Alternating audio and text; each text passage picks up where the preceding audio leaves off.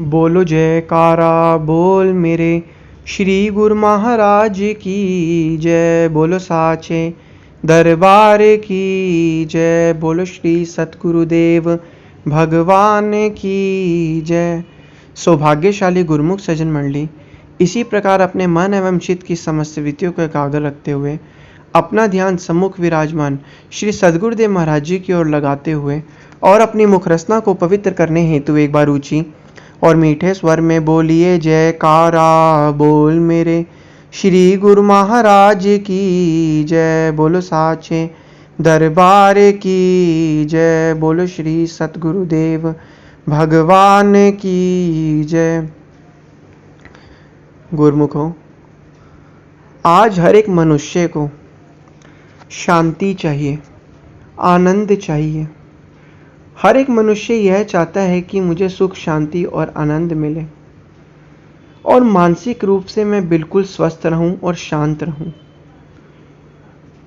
क्या जो वो चीज़ चाह रहा है उसके हिसाब से वह कर्म कर रहा है? जीव ने इस तरीके से अपने मन को बना लिया है कि मानसिक शांति, सुख और शांति मुझे तब मिलेगी जब मेरे पास धन दौलत ऐशो इशरत आराम होगा, सुख शांति होगी और संसार के सारे सामान होंगे, परिवार धन दौलत जायदाद वगैरह सब कुछ होगी, तभी मुझे शांति मिलेगी। और इसी हिसाब से वह कर्म करता जाता है और कर्म करने के बाद जब उसको ये सारी चीज़ें प्राप्त भी हो जाती हैं तब भी उसे शांति नहीं मिलती।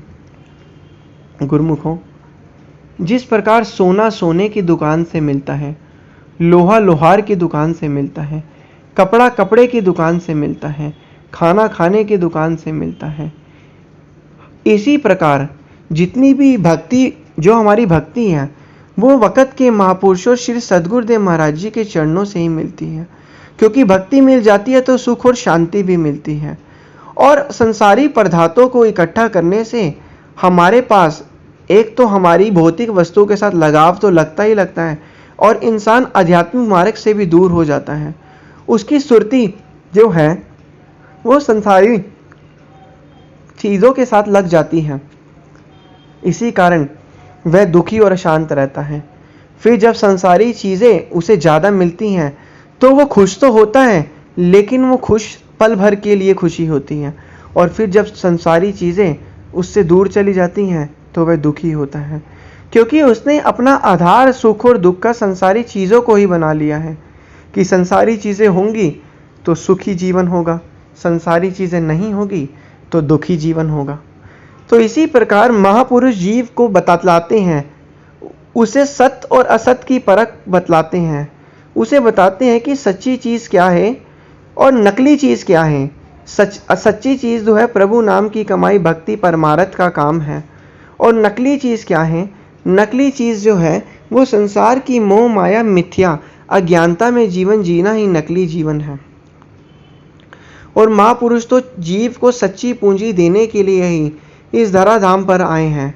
वह तो चाहते ही यही हैं कि जीव इस भव सागर से पार हो जाए और अपना ये जो जीवन उसे महापुरुषों की प्रसन्नता को प्राप्त करने और आत्म कल्याण के लिए मिला था, इस जीवन को सुखी और सुहेला बनाए। तभी वह महापुरुषों के वचनों पर चलकर और भक्ति परमार्थ के कार्यों को प्राप्त कर सकता है। तो गुरुमुखों, हर एक गुरुमुख का कर्तव्य और फर्ज बिल्कुल यही होना चाहिए कि जो भी हम भक्ति परमार्थ के नियम और कर्म कर रहे हैं, क्या वह हमारे भक्ति में लग रहे हैं? क्या वह हमारे श्री सद्गुरुदेव महाराज जी की आज्ञा और मौज के अनुसार चल रहे हैं? क्या हमारे किए गए कर्म श्री सद्गुरुदेव महाराज जी के अनुसार हो रहे हैं? अगर उनकी आज्ञा और मौज में गुरुमुखों हम चलेंगे तभी हम सच्चे आनंद और भक्ति परमार्थ के लाभ को प्राप्त कर पाएंगे। जिस प्रकार एक छोटा बच्चा किसी मेले में जाता है अपने माता पिता के साथ और वह डिमांड करता है किसी बड़ी और महंगी चीज़ की, लेकिन माता पिता को पता है कि अगर ही हम इसे आज महंगी चीज़ ले देंगे तो आने वाले समय में कल भी और महंगी चीज़ों की बात करेगा, तो वह उसे महंगी चीज़ नहीं लेकर देते, वह उसे नॉर्मल और सस्ती टिकाऊ चीज़ लेके देते हैं। बच्चा थोड़ी देर तक रोता है, चिल्लाता है, लेकिन थोड़े समय बाद वह उसी से ही जो सस्ती चीज़ है खेलने लग जाता है।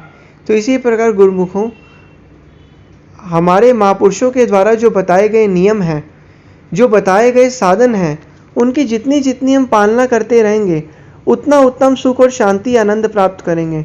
जिस प्रकार माता पिता को पता है कि यह चीज़ बच्चे के लिए सही नहीं है, इसीलिए वक़्त के महापुरुषों को हमारी भलाई का पता है कि यह चीज़ जीव के लिए सही है या गलत है। इसलिए गुरुमुखों, पांचों नियम की पालना को करना ही हमारा असली मानव जन्म का उद्देश्य है, सच्चा असली मकसद है। तभी गुरुमुख जन इस भव सागर से पार हो सकते हैं और महापुरुषों के द्वारा बताए गए नियमों की पालना को भी कर सकते हैं। इसलिए जो ये वक़्त मिला है, ये वक़्त यूं ही नहीं मिला समय को बर्बाद करने के लिए, गरीमत ये वक़्त मिला है प्रभु को पाने के लिए। गुरुमुखों, यह वक्त जो बीत गया सो बीत गया, यह दोबारा हमारे हाथ में आने वाला नहीं है। इस वक़्त में रहकर हमें महापुरुषों की प्रसन्नता को प्राप्त करनी है और हमारा जो संसार में आने का असली मकसद है उसे पूरा करना है। बोलो जयकारा बोल मेरे श्री गुरु महाराज की जय। बोलो श्री सतगुरुदेव भगवान की जय।